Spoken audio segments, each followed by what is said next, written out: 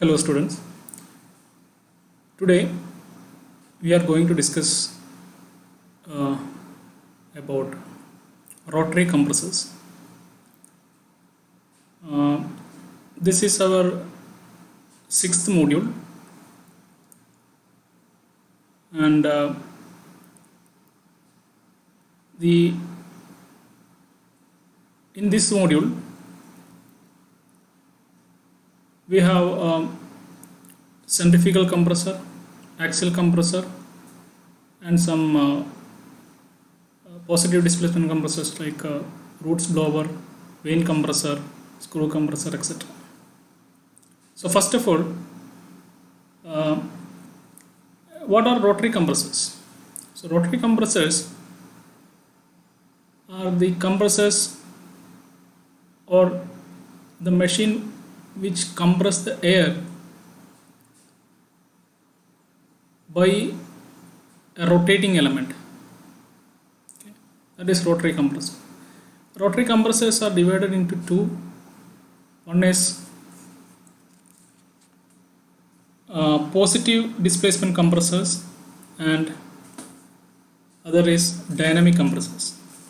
So positive displacement compressors are roots blower, vane compressor, and screw compressors. These are three types of positive displacement compressors. I have already uploaded the material for this three compressors in our Google Classroom. You just go through the uploaded material. Okay. So in dynamic compressors, there are two types. One is centrifugal compressor and other one is axial compressor. The main difference between these two is in centrifugal compressor, air enters axially and leaves radially in a centrifugal compressor. But in an axial compressor, air enters and leaves axially. It is the main difference between these two compressors. We will discuss these two compressors in detail. So first of all, go to centrifugal compressor. So this figure is side view and front view of a centrifugal compressor. It consists of an impeller. Impeller is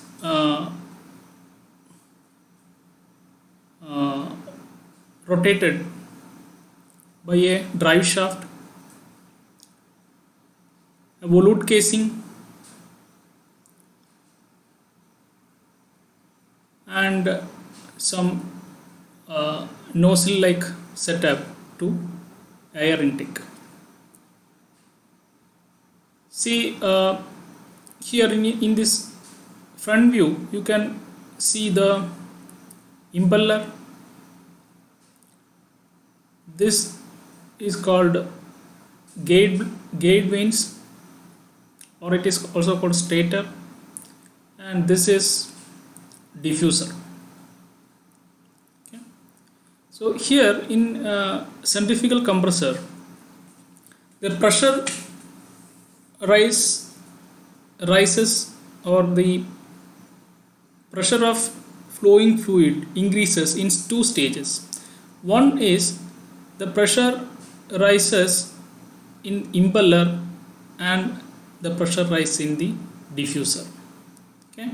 So this is the pressure rise in impeller due to the centrifugal action, and this is the pressure rise in the diffuser. Okay. So the energy of the impeller is given to the flowing fluid, right? That is this, the pressure rise in impeller, and here the kinetic energy of the fluid converted to pressure energy in the diffuser. That is the rise in diffuser, pressure rise in diffuser. Now let us look this velocity diagram of a centrifugal compressor. Usually this is inlet 1 and this is outlet 2. Okay, so a single blade of impeller. Usually in centrifugal compressors, air enters radially, that is absolute velocity is equal to the velocity of flow, and u1 is the peripheral velocity at inlet, so you will get relative velocity vr1. So angle between the tangent and relative velocity is phi1, and that of the v1 and tangent is theta 1. So here theta 1 is 90 degree because it's radial, and in this case the velocity of whirl, that is horizontal component of v1, is equal to 0 because theta 1 is equal to 90 degree. v1 cos theta 1 is equal to v1 cos 90, which is 0. So velocity of whirl in this case is equal to 0. So coming to the outlet, the air leaves with relative velocity vr2, and this is u2, and if you close the triangle you will get v2, and here we have vw2, that is velocity of whirl at outlet, and vf2, velocity of flow at outlet, and this is the entire length is u2. This is same as the centrifugal pump,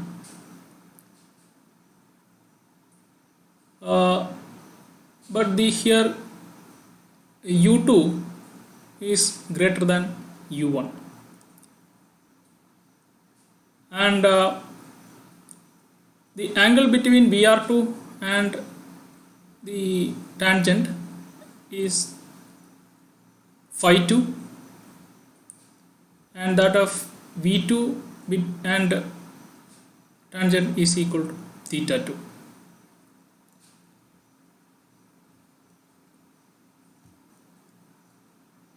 Now the work done and power required to drive a centrifugal compressor. See, from Euler's general momentum equation, we have already discussed this. Work done is equal to m dot into vw2 u2 minus vw1 u1. Here vw1 is equal to 0, then work done is equal to m dot into vw2 u2, or work done per kilogram of air is equal to vw2 into u2. In pumps, centrifugal pumps, we have taken this m dot as rho into q, right? But here we will take m dot because density of the air is very less than that of the water, so it is better to have this value, m dot value. And this is a special condition for radial flow centrifugal compressor. Vf1 is equal to Vf2. In this case, the flow is inlet air at inlet is radial, so in this case Vf1 is equal to Vf2. And discharge Q is equal to pi into dB into Vf, where d is the depth and b is the breadth of the blade. These equations we have already discussed in our pumps. And degree of reaction R is equal to 1 minus Vw2 by 2u2. You just remember this equation. The derivation is there, but because of the short what I skip this derivation. Okay. So another important thing is concept of stagnation. I think you have already studied this stagnation properties. What is stagnation properties? Stagnation properties are the properties in which the velocity is isentropically decelerated to zero velocity. Then at that condition the properties are called stagnation properties. Okay. So here a TS diagram or HS diagram of a compression process, the actual process is 1 to 2. This is the actual process. But if it is an isentropic process, that is ideal process, then the actual process is 1 to 2 dash. Okay. And the stagnation condition is, see here the temperature is T1 and pressure is P1. Okay. And if at this condition, if you decelerate the flow velocity to zero isentropically, then its temperature rises by a value V square by 2. That temperature is called stagnation temperature, and at that point the pressure is stagnation pressure P01. For stagnation quantities we will use 0, suffix 0 to identify the stagnation properties. Okay. Similarly, at point 2, if you isentropically decelerate the velocity, its temperature rises from T2 to T02. Then T02 is the stagnation temperature of T2, and corresponding pressure is P02. And if you consider isentropic process, see from 1 the stagnation temperature for stagnation point is 0,1, and from 2 the stagnation point is 0 to 2 dash, the stagnation point is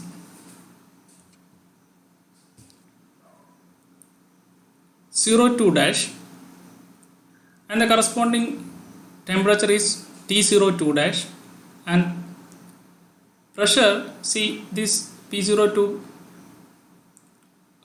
goes through the this point also, so P02 is equal to P02 dash. This is the concept of stagnation.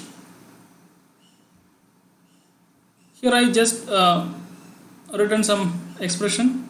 These are from steady flow energy equation. H1 plus V1 square by 2 is equal to H01. That is, stagnation enthalpy is equal to stagnation enthalpy at point 1 is equal to the static enthalpy at point 1 plus V1 square or velocity square by 2 at that point.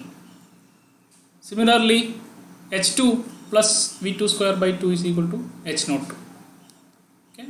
Now, what is H enthalpy? Enthalpy is nothing but Cp into T1.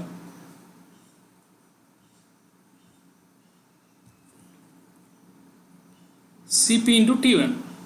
So we will get Cp into T01 is equal to Cp into T plus V1 square by 2. Then T01 is equal to T1 plus V1 square by 2 Cp. And for an isentropic process, this expression we have already derived. T01 or T2 by T1 is equal to P2 by P1 raised to gamma minus 1 by gamma. Same as in polytropic process also, T2 by T1 is equal to P2 by P1 raised to n minus 1 by n. But here this is isentropic process, so instead of n we will use gamma. So similarly, if you take two processes T01 and T1, both are isentropic process. This is T01 and this is T1, isentropic process from 1 to 01. Then T01 by T1 is equal to P2 by P1. Actually this is P02 by P1.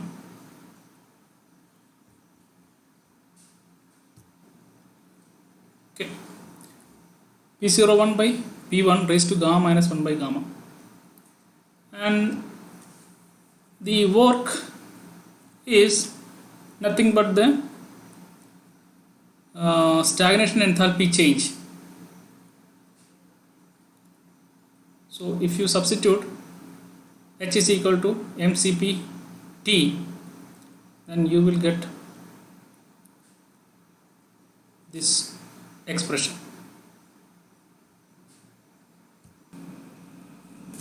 Now another important thing is the isentropic efficiency of a centrifugal compressor. See, isentropic efficiency is the ratio of isentropic work to actual work. See here, what is the isentropic work? So isentropic work is the ideal work, that is